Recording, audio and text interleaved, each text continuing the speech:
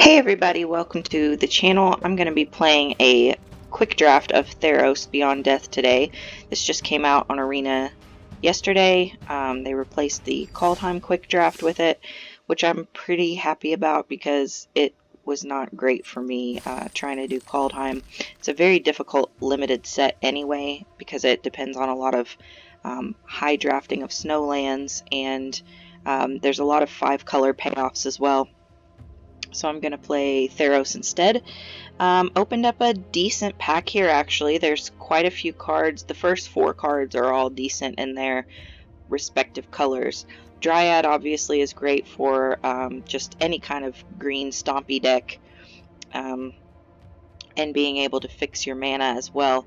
But if you're heavily dependent on mana fixing and this gets removed, you can be SOL pretty fast. Reverent Hoplite is a good card, but it is build around. You have to make sure that you get a lot of devotion to white, and so I don't think it's a card that I would want to first pick because I'm not sure how the packs are going to go.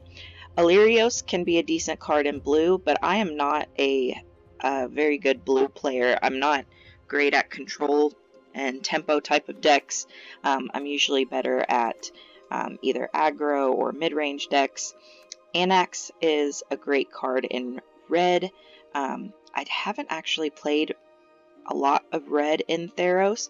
I've mainly played the Enchantress type of decks because there are so many enchantments and enchantment creatures. Omen of the Sea would be another great blue card as well. Denied the Divine is a good card too. We also have Warbriar Blessing, which is a great green card at common. The rest of the commons are not super great, apart from Omen, and Karametra's Blessing can be a good combat trick. So for me, it's either between Dryad or Anax. I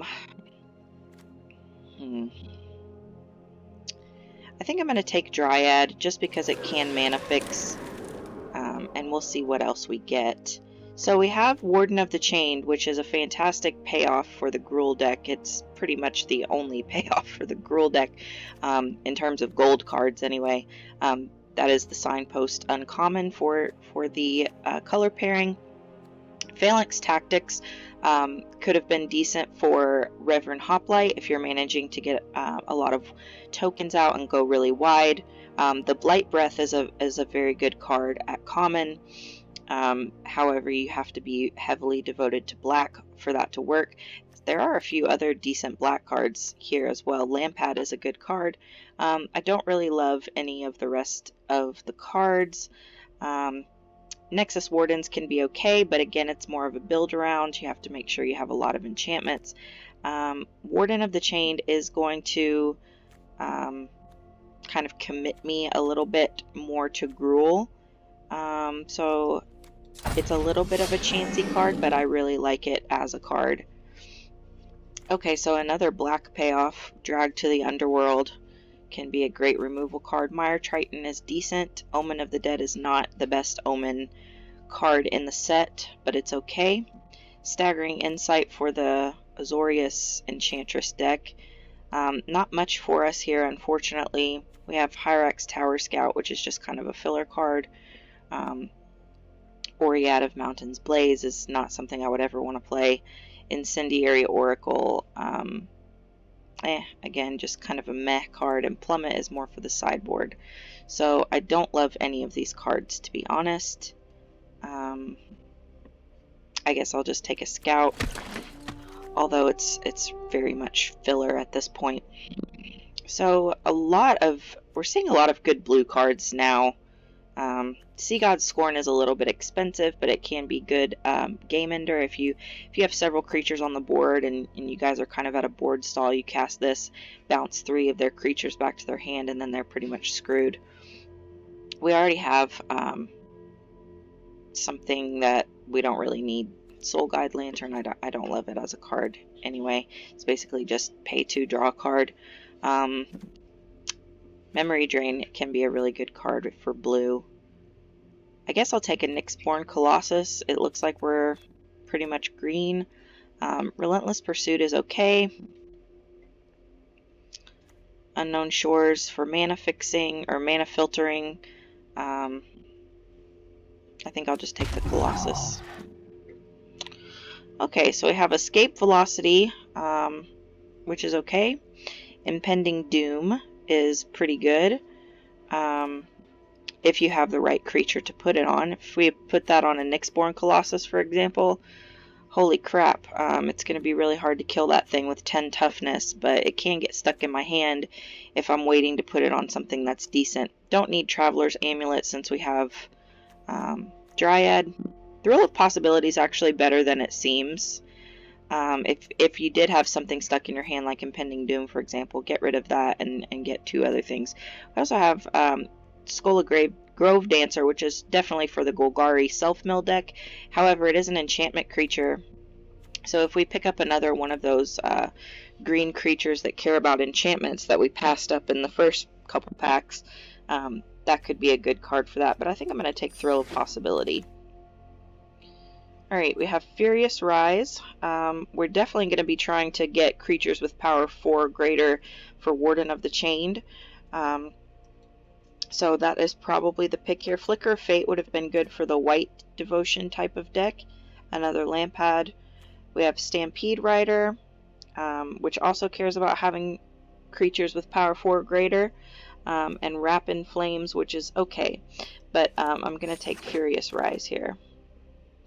Okay, so we have Blood Aspirant, which is more for the Rakdos Sacrifice deck. We have Omen of the Forge, which can be good. Basically, it's just like a shock card with an extra mana attached so that you can scry later. Underworld Ragehound can be good for its escape ability. And then we have Cetizen Skirmisher, which is not great. It looks good on the surface because you're going to be casting a lot of enchantments, but it only gets +1/+1, so definitely not the best. It's between Underworld Ragehound and Omen for me here. Probably going to go with Underworld Ragehound just because it replaces itself by escaping. Okay, so several red cards here in this pack. It looks like we're getting cut out of green a little bit by the AI. Oriad, again, I don't love. Portent of Betrayal can be good to just kind of help finish off your opponent at the end of the game. Or you can just steal their best thing for a second and then just hit them in the face with it.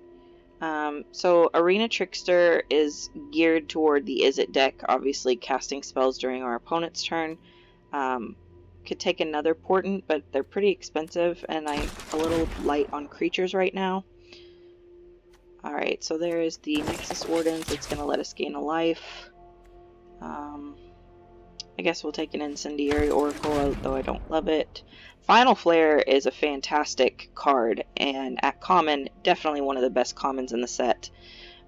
Sacrificing any kind of creature or enchantment. We could sacrifice an Omen, we could sacrifice a Nexus Warden, anything that we don't really care about.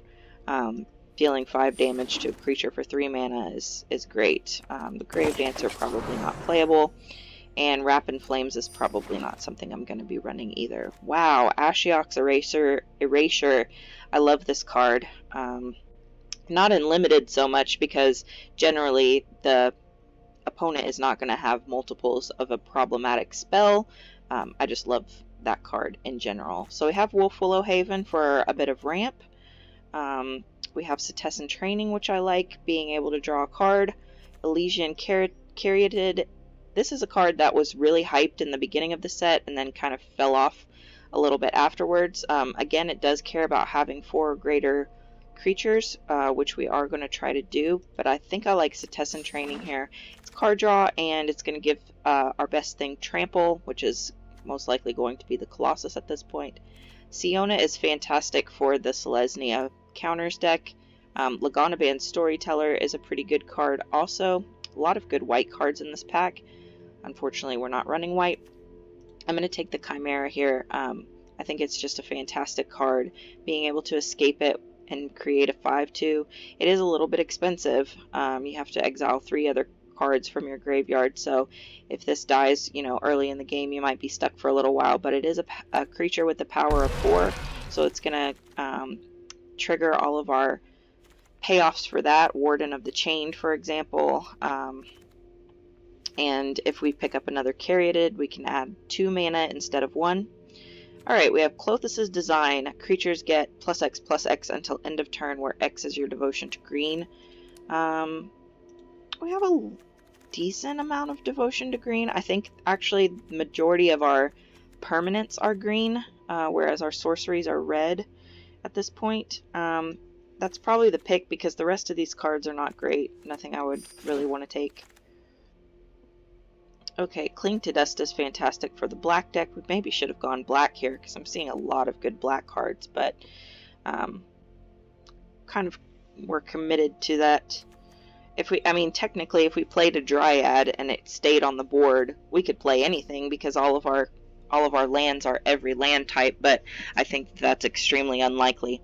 So Nylea's Huntmaster is going to be the pick for me here. Another 4-power creature that cares about our devotion to green. Alright, so this time I think I will pick up the Caryatid. We just need a couple cheaper creatures. So we have a Death Toucher, another Warden, which can go great with our second Warden. We can just have both the Wardens out. Hydra's Growth is going to be the pick for me here. I love this card. If it stays on the board, it can just take over the game very, very fast. I guess I'll take an Unknown Shores here. Satyr's Cunning, I guess. That can end up with something for sacrifice fodder later. Cetessan Skirmisher that I'm probably not going to play in the main deck. Alright, so we have Portent of Betrayal again, or Relentless Pursuit. I suppose I'll put a Relentless Pursuit in the sideboard. Don't really know if it's something I'm going to want to play, but I will check whenever we finish drafting. I will be I'll be deck building a little bit. Alright, so our third and final rare is another blue card, Wavebreak Hippocamp, which is just a good card all around. You don't even have to be in the Izzet deck for this to be a good card. It's just a good card by itself. Elspeth's Nightmare is another great card. Just perfect removal with extras attached. So for us, unfortunately, not much in this pack. We have another Nexus Wardens, an Infuriate, which can be a good combat trick, Flummoxed Cyclops, which does have reach, which could be, if we're playing against an Azorius Flyers deck, that could be relevant. It's also a 4/4. However, it can't block if our opponent attacks with 2 creatures. So I think the Huntmaster is the pick here. Haktos the Unscarred is good for the Boros deck. Cetessan Petitioner is decent. We do have quite a bit of devotion to green at this point. Inspire Awe can be okay. We got a War Leader, which I like, being another 4-power toughness creature. Our average is only 3.1 right now, and we only have a couple of bigger, higher costed mana cards, so I think I'm going to take the War Leader over the Cetessan there. Alright, so now we have the Maze Warden, which can create a power 4 creature for us with 1 mana.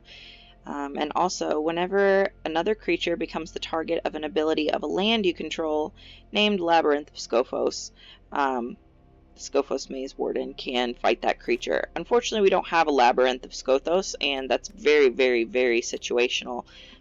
Whenever my opponent has a Labyrinth, I usually lose the game because they just can tap down my best card, remove it immediately. Ichthyomorphosis is the best common here. Turn to fish. Let's see. I guess I'll go with another Caryatid. Can help us ramp a little bit more. Let's see. Can take a Brute. It's only got 3 toughness. Hero of the Games. I don't really think I'm gonna be using that to target very much. I don't think I have very many auras. Just 2. I could pick up another Cetessan Training, which I think is the pick, actually. How many creatures do I have right now? 17. So we're doing pretty good on creatures. So I could take another Cetessan Training. But I like Erois's Blessing. Being able to do 4 damage to any target creature or planeswalker is fantastic.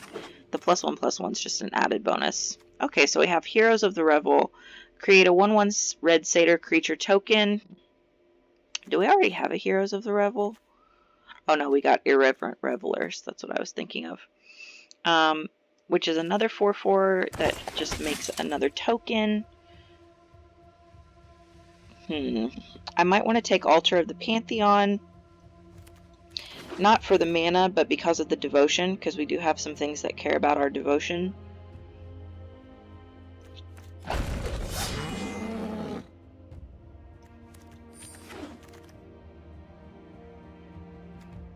Underworld Ragehound or Inspire Awe. Enchanted and enchantment creatures. We only have 2 enchantment creatures, so that doesn't seem great for us.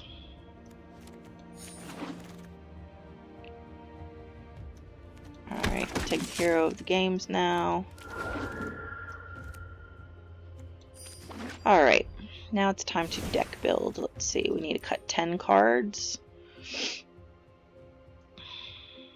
Probably could cut a land because we have 2 Caryatids. Let's separate out our creatures and see what we're working with here. Okay. So we did manage to pick up quite a few creatures. We've got a lot of stuff going on at 3 mana.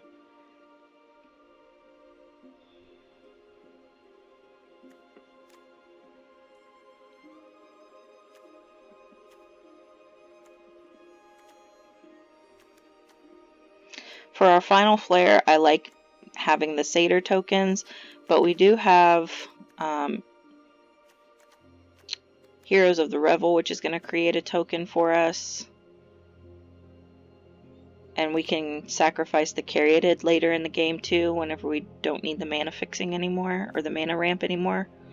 I don't know if I want to run 2 Loathsome Chimeras. Trying to escape both of them would be pretty difficult.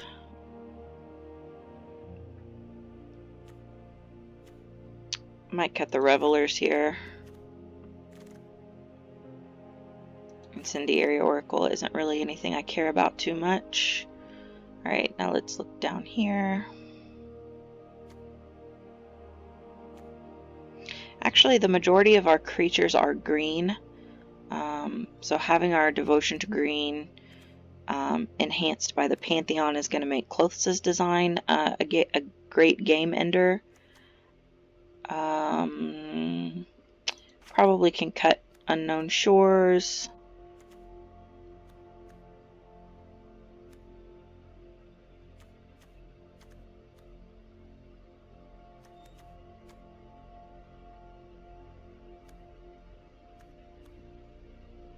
Man, this is difficult. I still have to make 8 cuts, and I really like all of these cards. Okay, how many enchantments do we have? I feel like we picked up quite a few. 7? Picked up 7, so keeping the Nexus Wardens around I think is worth it. I guess we could cut the Scout. He's not all that important now. He was just kind of a filler card anyway.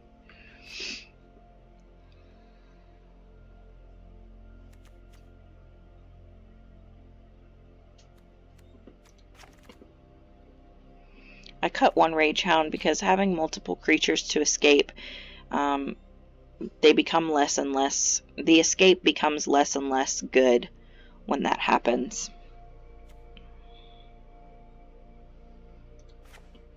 I'm also going to cut 1 War Leader. Now we only need to cut 5 cards. Still have a decent amount of creatures. 16 creatures. 2 of which are not really going to be doing anything. So more like 14, so I think everything else needs to come out of this area. I guess we could cut 1 Setessan Training.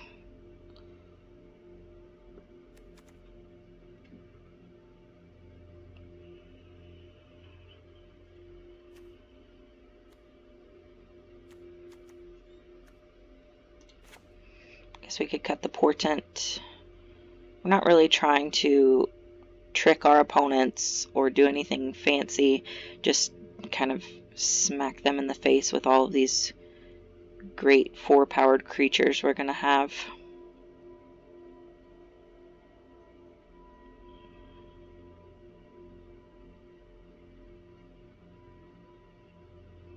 Three more cards. Guess I'll cut the Satyr's Cunning.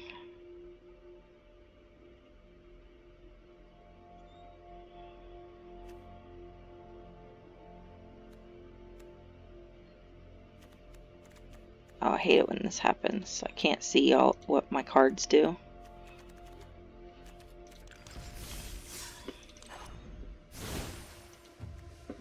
Okay. So we have a lot going on at 3.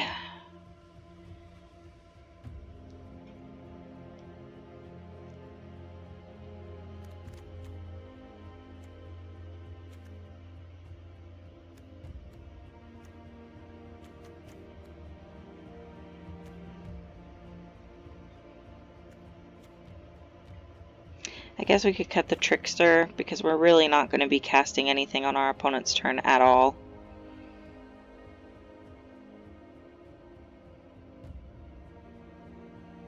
I might roll with 41 actually.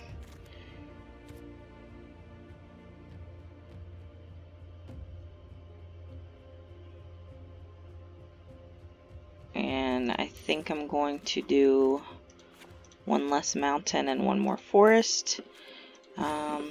Even though we have a decent amount that needs red, I don't know, I just feel like we're gonna need to make sure we hit that green for Nyxborn for sure.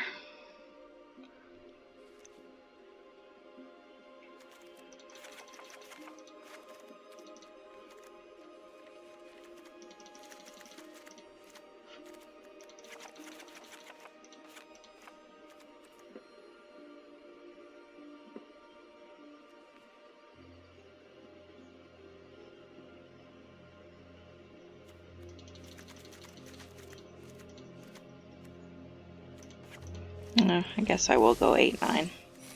Alright, let's see how this Gruul deck pans out. Really interested to see how much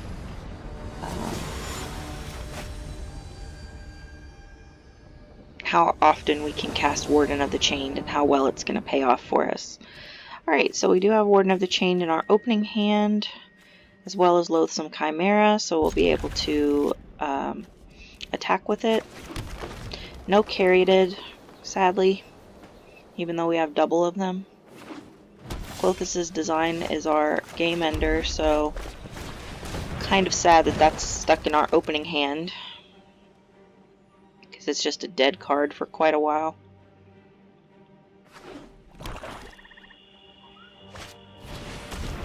Alright, our opponent has a Caryatid of their own.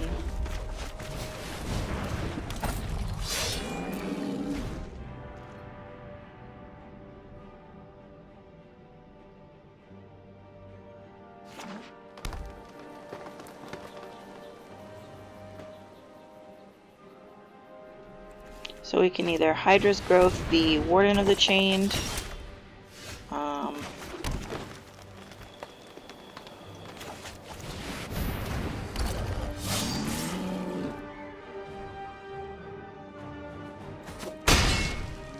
I like just trying to get aggressive. That's really what our deck is trying to do, is just beat people up. We don't have a lot of backups, we don't have a lot of tricks, we don't have removal. So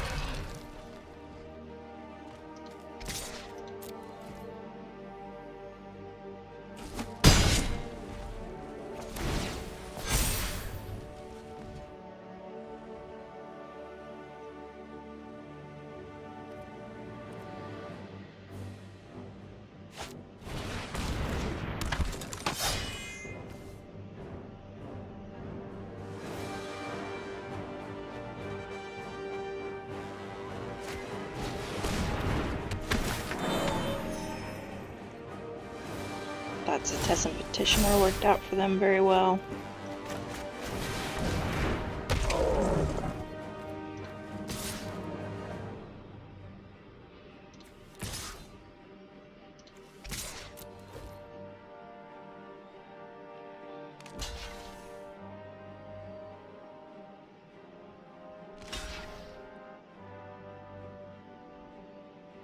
I want to get Loathsome Chimera into the graveyard so that we can escape it next turn.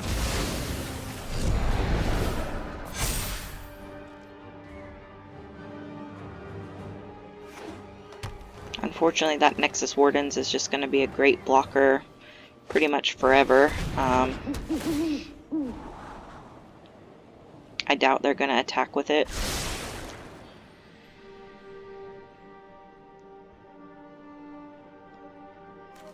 I wish this was an instant, because we could attack with Warden of the Chain and take out their Nexus Wardens.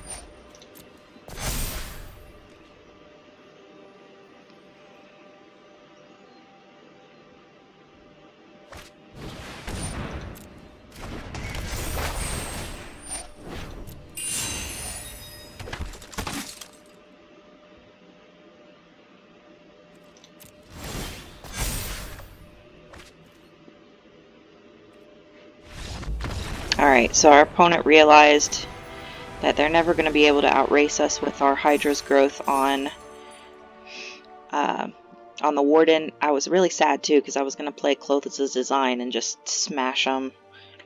But hey, a win's a win. Can't say I've never conceded whenever things are going badly for me. I can't say I won't do it during this draft either.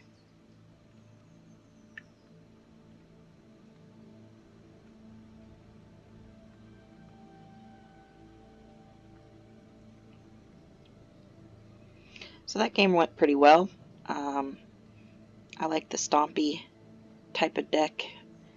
I don't play it very often, so my favorite colors to play are black and white. Particularly white is my favorite color. I like life gain.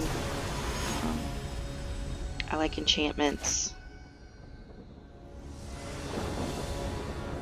I like angels and flyers. Okay, so our only early card requires at least one red, and this is a very awkward hand. We won't be able to do anything until turn 4, or possibly 3 if we get another red card. Okay, this is much better. What are we going to put on the bottom?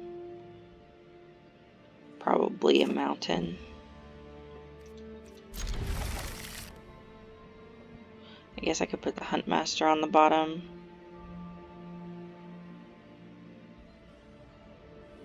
Oh, I hate doing that though. I think we have more than one in the deck though, so it's not so bad.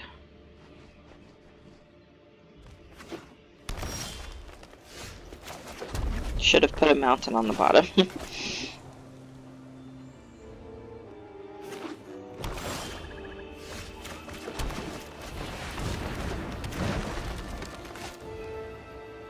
I'm scared now that we're just gonna get mana flooded and have nothing else to do.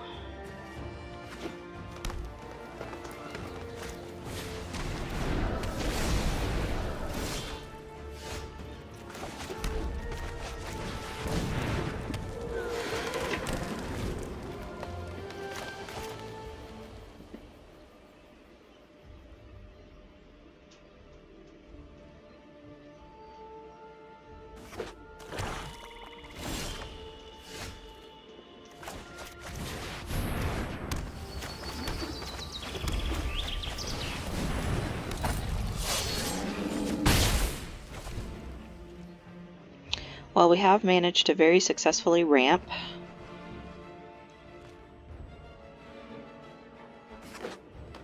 Now we just need to top deck into some good creatures. Our opponent has not played a single creature of their own.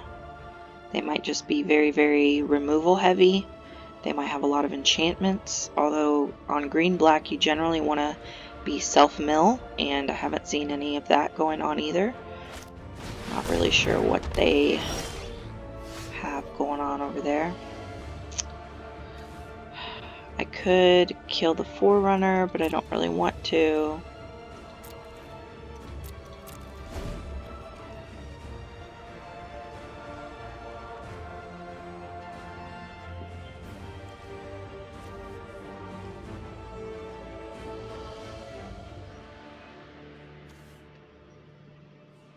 Could block their Forerunner, it gives their other creatures trample. Depending on what they have, they might just have a lot of really expensive big stompy creatures of their own.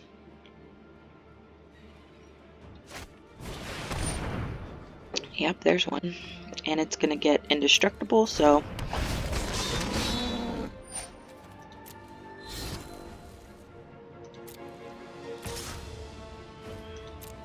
no point in blocking that.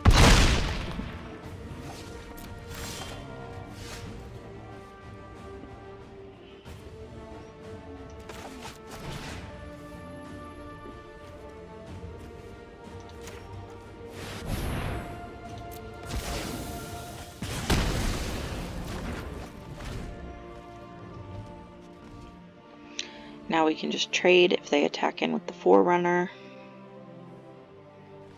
I wanted to get rid of the Rage Scarred Berserker over the Forerunner, even though the Forerunner has a better static ability, because this has 4 toughness, and it doesn't lend itself as easily to trades as the Forerunner does. Okay, well, Mantle of the Wolf is a very terrible card for me.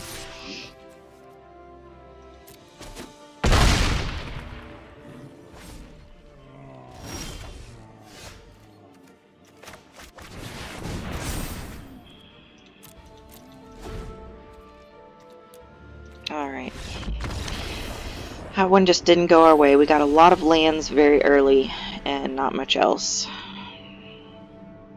That's okay.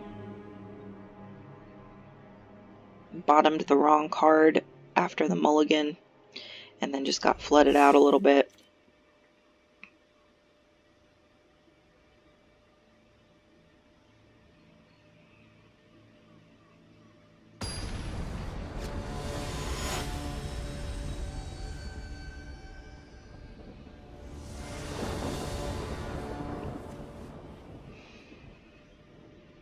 Alright, this looks okay. A lot of expensive cards, but we do have the Caryatid to ramp us.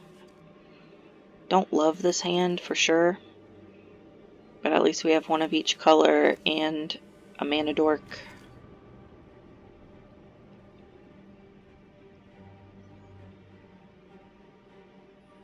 And we do have double Huntmaster, so I was correct during the last game.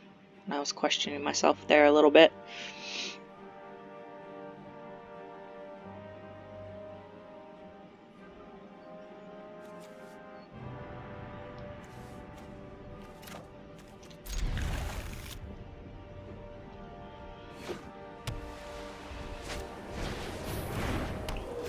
All seed from our opponent.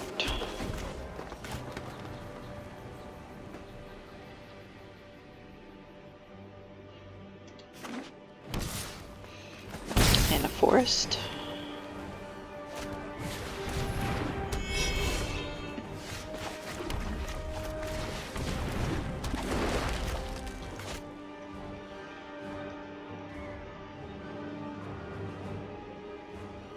Play the Huntmaster next turn.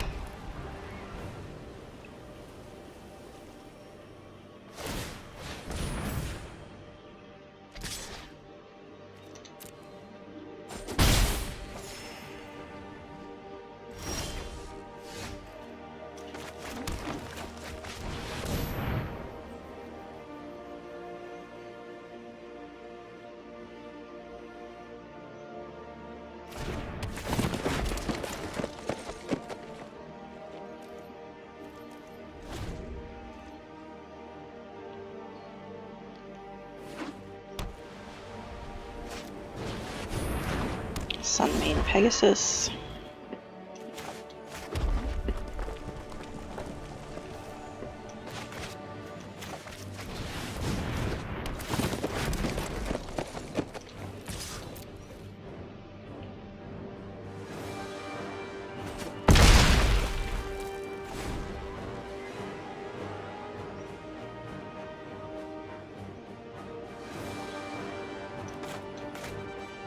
Play Erosa's Blessing next turn and get rid of their Pegasus.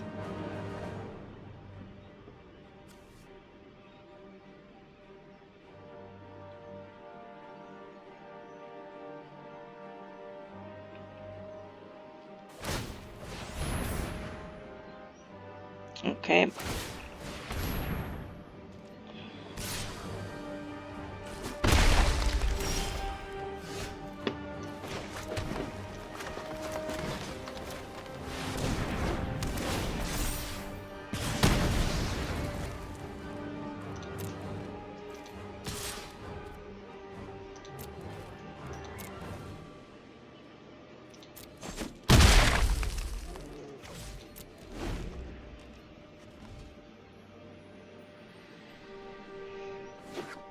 So they're only gaining 2 life per turn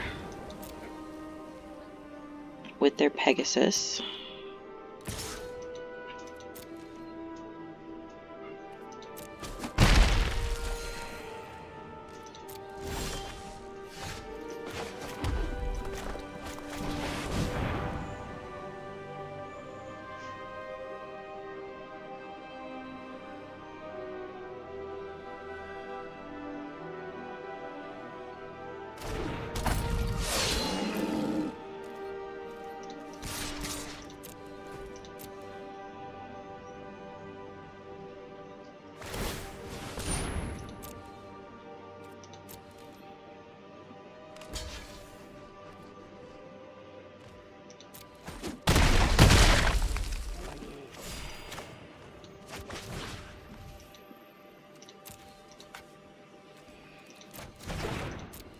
Can't target their Pegasus because of the mirror shield, I forgot.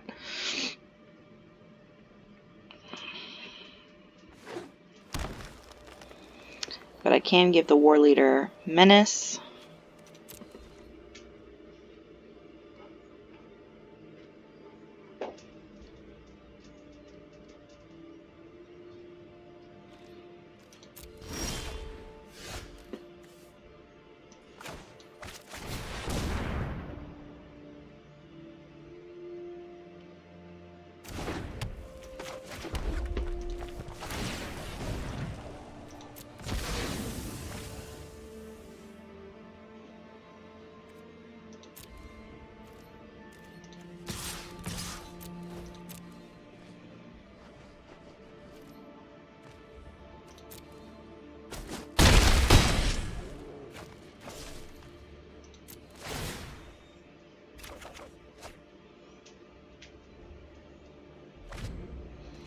Warden of the Chained is a good card to play next.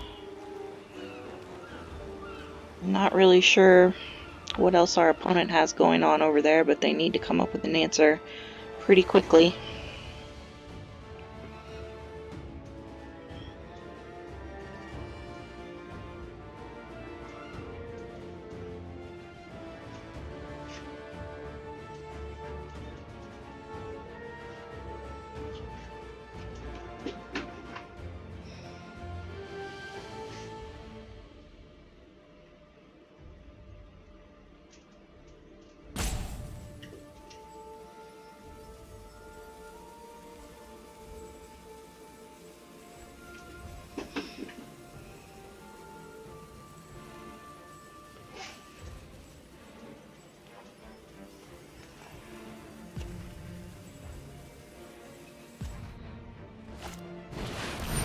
Rage-scarred Berserker. They can't give their Pegasus lifelink.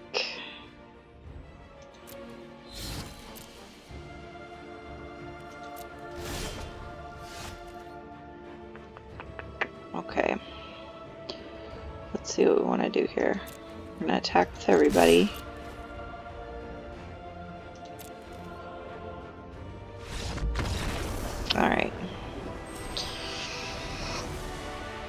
that's all we needed to do.